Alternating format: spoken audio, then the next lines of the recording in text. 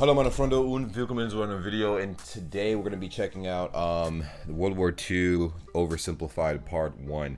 Now I know a lot of you guys asked me to check this out and whatnot, kind of get a general gist of things, a nice little synopsis. I've never actually checked this out, but if you guys want to watch the original video, it's on OverSimplified's channel. It's in the description down below. I'm going to be watching this, reviewing it, and kind of like seeing different points that they're making and stuff like that, and obviously fact checking and honestly kind of I'll be asking questions throughout the video. So if you guys want to help me out, go ahead and do that. If not, that's totally fine as well. Like I said, if you are a new viewer, make sure you smash that subscribe button. If you're a returning viewer, welcome back. Both parties, make sure you smash that like button before we get started. Let's get this video to 1,000 likes if we can, and you know, let's go from there. Let's go ahead and get into this thing and see exactly what we're working with. Churchill was a man with many talents. He was an artist, a butterfly enthusiast, and he had an unpublished manuscript about aliens. Winston Churchill. Clearly, he was a man with an insatiable thirst for knowledge. Right here. It's 1902. A young man by the name of Benito Mussolini moves from Italy to Switzerland to avoid military service. He gets big into socialism, working for trade unions, writing for socialist newspapers, advocating a violent overthrow of European monarchies, the whole shebang. This gets him in a bit of trouble with the Swiss police, so he gets arrested, sent back to Italy, set free, returns to Switzerland, is arrested again, goes back to Italy again, completes his military service after previously avoiding it, and then after a brief stint as an elementary school teacher, he finally returns to work as an avid socialist. His speeches and journalistic abilities made him famous among Italian socialists. He was anti-war, so when Italy colonized Libya in 1910, he rioted and got arrested. Then World War I came along, and once again he protested Italy's involvement. But then he thought, wait a minute, this war could bring about the social climate needed to overthrow European monarchies and bring about the socialist revolution everywhere. And suddenly he was pro-war. But his fellow socialists didn't like his new pro-war stance, so they kicked him out of the party. So then he said, you know what? I'm done with socialism. We need something new, not based on class divisions tearing us apart, but based on unity through nationality. We'll conquer the Mediterranean and reunite all unity through nationality, and thus begins Italian peoples, just like the days of the Roman Empire. I'll call it fascismo, and it will guide the Italian nation to greatness. That's all well and good, Mr. Mussolini, but what kind of haircut am I giving you? Let's go with bold. Oh my god.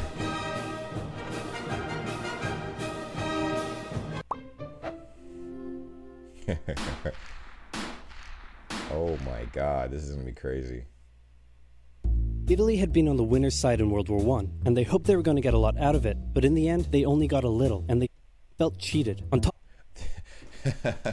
It's funny, I actually don't know what the outcome of Italy was at the end of World War I as far as like what they actually received. Like, did they get part of their land taken away? Like, what happened, man?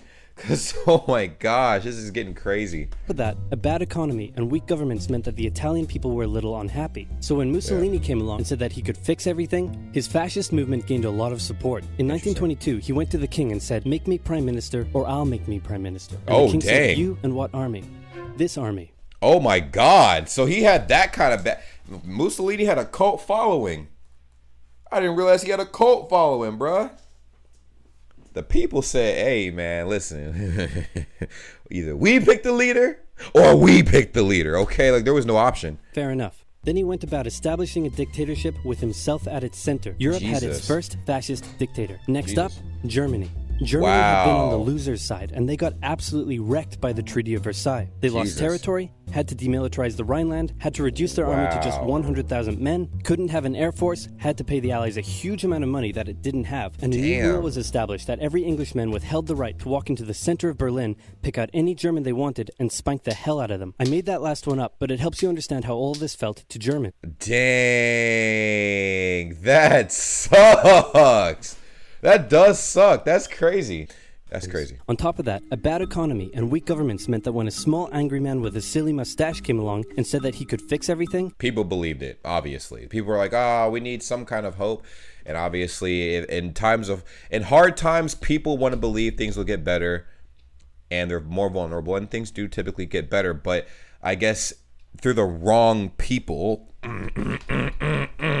German it didn't get better. It just False hope. Been a soldier during World War I, and he was crazy patriotic, and nobody was madder than him about Germany's humiliation. Wow. He helped start a new political party, and in 1923 attempted a march on Munich with his boys.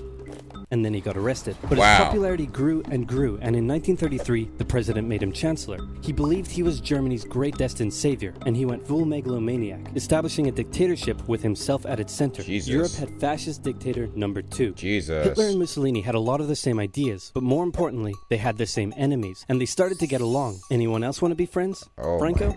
No? You good? I do. Who's that? It's Japan, and they've taken over northern China. Jesus. Let's rewind a bit. So they had connections with Japan, bruh? What the fuck? I didn't know that. I mean, I knew like in World War II, like there were a hella countries in contact.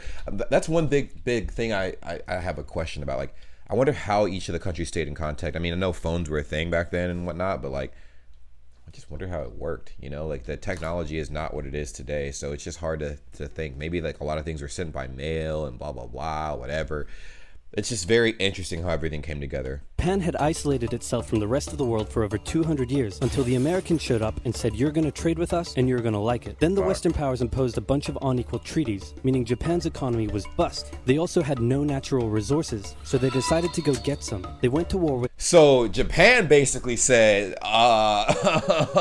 we're out of supplies, so let's go rob those guys. And those guys just happen to be... what, China? Was it China that they said? Hold on, let me go back and see. Go back. It wasn't China. It couldn't have been China. China's too big. Over 200 years until the Americans showed up and said, Hold on. You good? I do. Who's that? It's Japan, and they've taken over northern China. Northern China. Wow, that's ballsy. China's like, I'd say 5 times bigger than Japan, bro. Like, that's crazy, bro. Let's rewind a bit. Japan had isolated itself from the rest of the world for over 200 years until the Americans showed up and said, you're going to trade with us and you're going to like it. Then the Western powers imposed a bunch of unequal treaties, meaning Japan's economy was bust. They also had no natural resources, so they decided to go get some. They went to war with China to gain a sphere of influence over Korea, and they took a bunch of China's stuff. But then the West said, hey, cut that out. And since Japan couldn't take on the West, they said, okay, I guess we'll just go home. Wait a minute, what are you doing? Taking advantage of a weakened China and setting up spheres of influence. But I was the one who weakened them. We know. And you guys didn't let me have anything. Oh, we know. That seems unfair. We don't think so. So, this flag right here, that's not a German flag. I forgot what flag that is, dog. Because this up here isn't that France?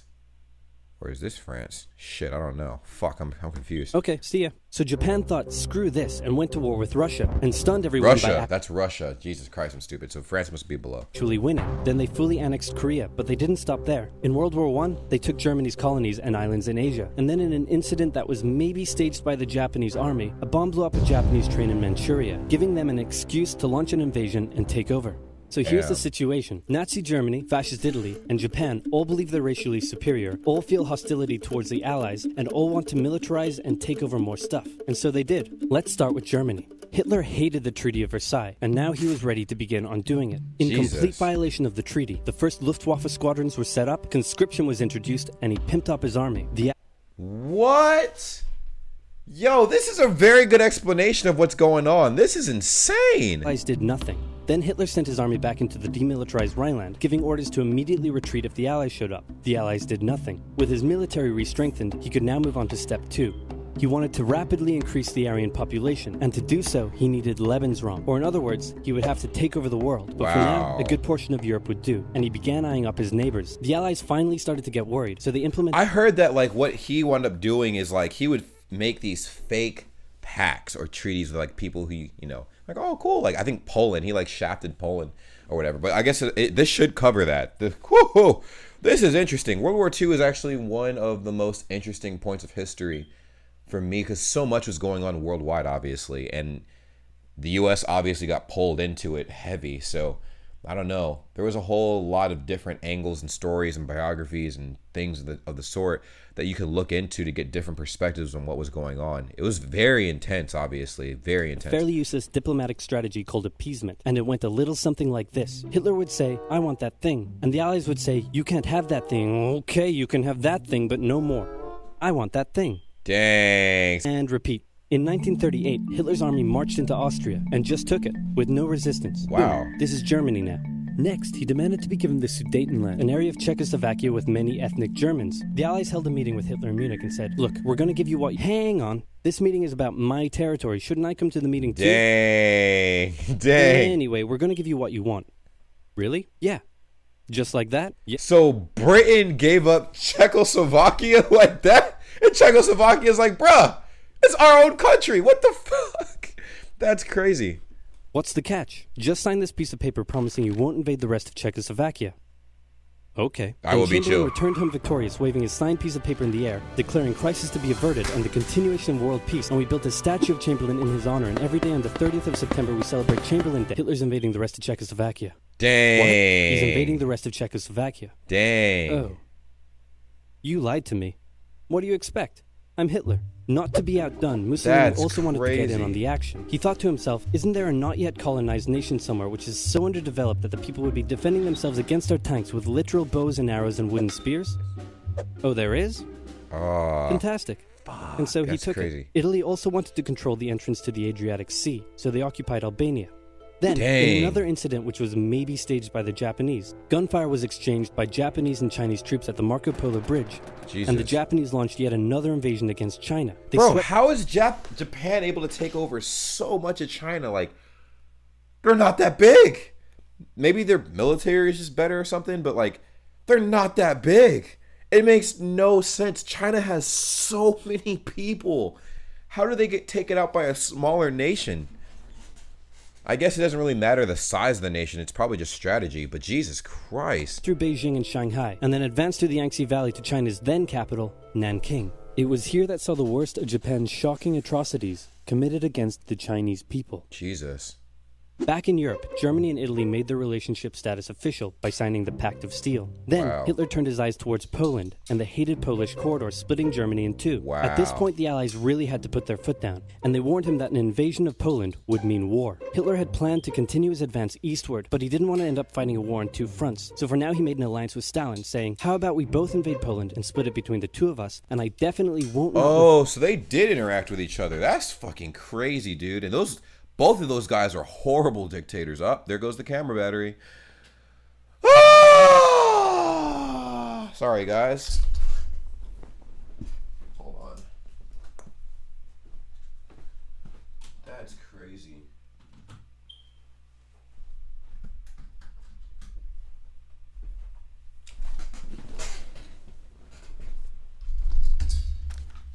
Holy shiznit. Hold on, guys. Let's zoom this in.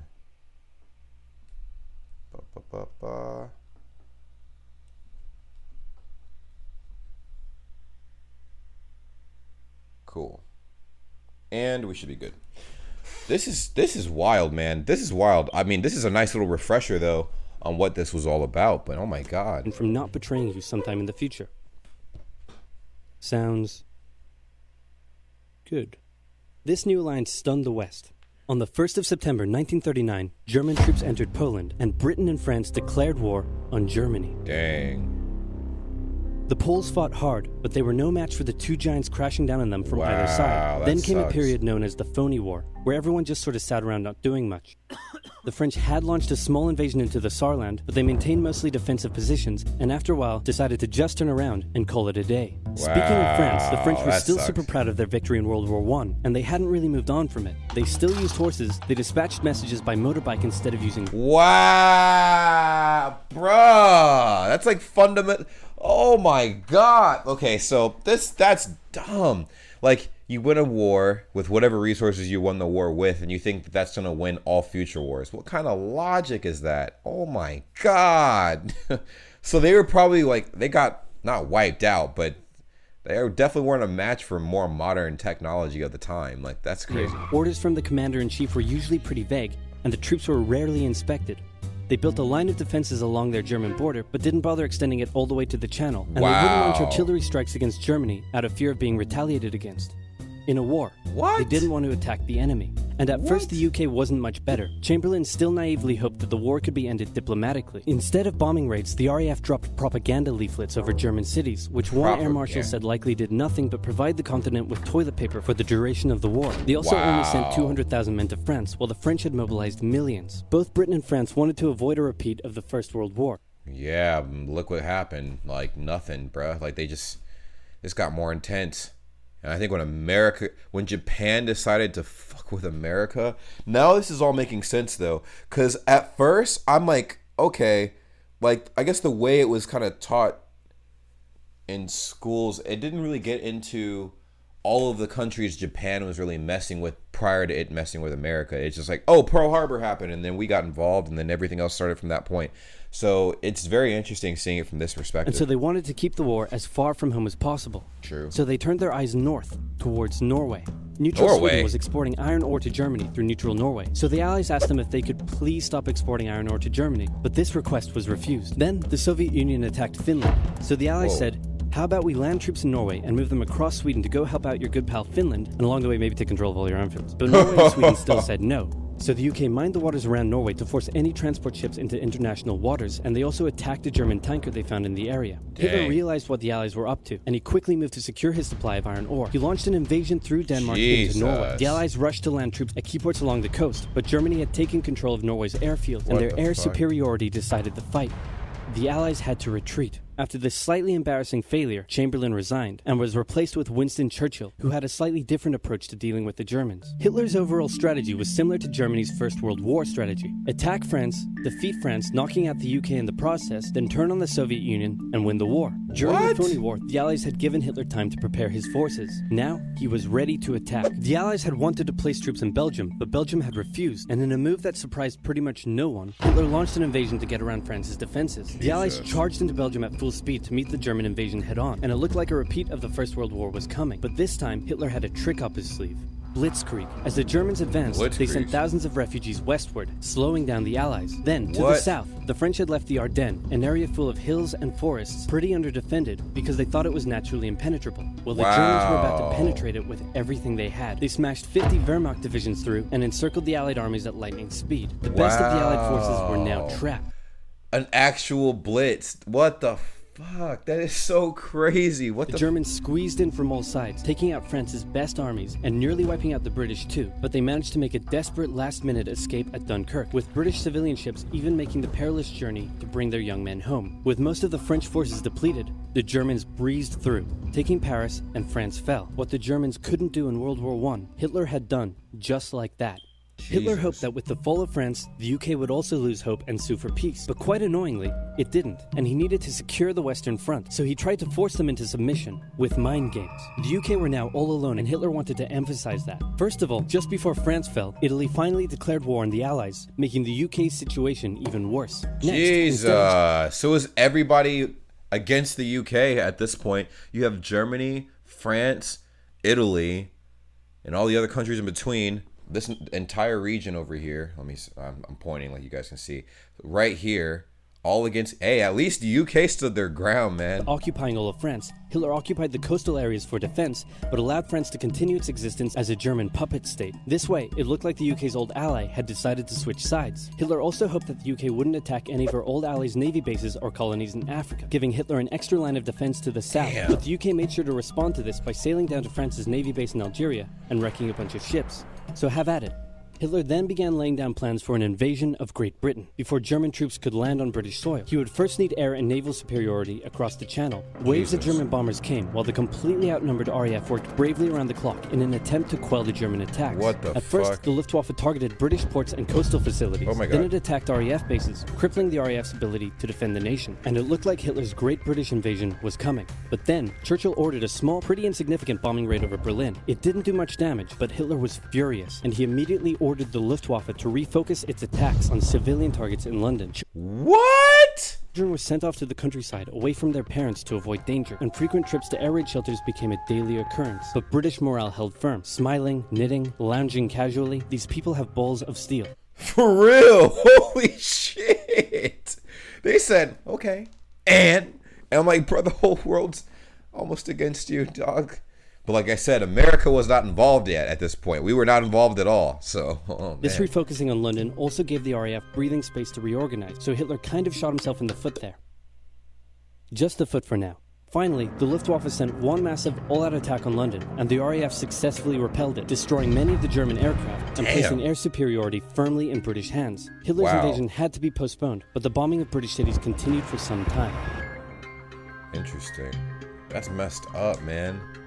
That is messed up. We gotta check out part 2. If you guys want me to react to part 2 of this, get this video to 2,000 likes if you guys can, and we'll make a part 2 and watch this. This is insane. Insane. Oh my god. Definitely that. Oh my god.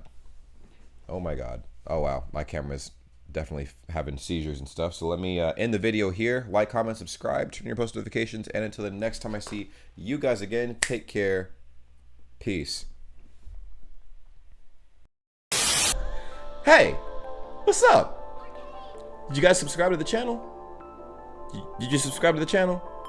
Well, if you haven't, make sure you do that. Also, we do have a Discord. The Discord link is always going to be in the description down below on any of my videos, and it's dope. What we do on Discord is pretty simple. A lot of you guys I'm collecting you guys from a bunch of different countries, a bunch of different places, and you guys want to teach me a whole bunch of stuff. You guys can join the Discord and teach me anything. You can send me any kind of messages and stuff. You can actually post memes. You could participate in the community and just make friends. Just go ahead and join the Discord and see what kind of situation you're getting into for yourself. Also, there's going to be some giveaways in the future. There's going to be some giveaways, but to create some incentive for that, I need you guys to follow me on Instagram. Are you guys following me on Instagram? You know what my Instagram looks like? Probably don't know what my Instagram name is. It's right there. Just go ahead and check it out. Check it out. Check it out. It's dope. Just follow me on Instagram. I do live streams every day.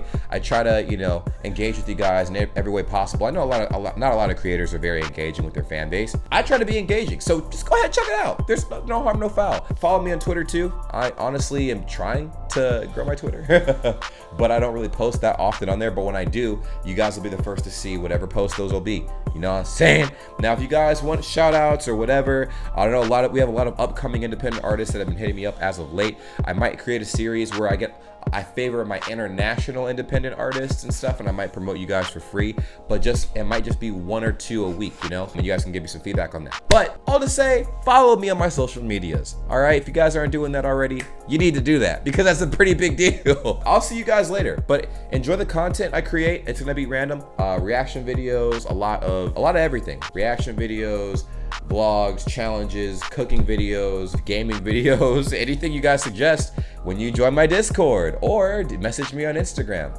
But I'll see you guys soon. Take care and follow me. Peace!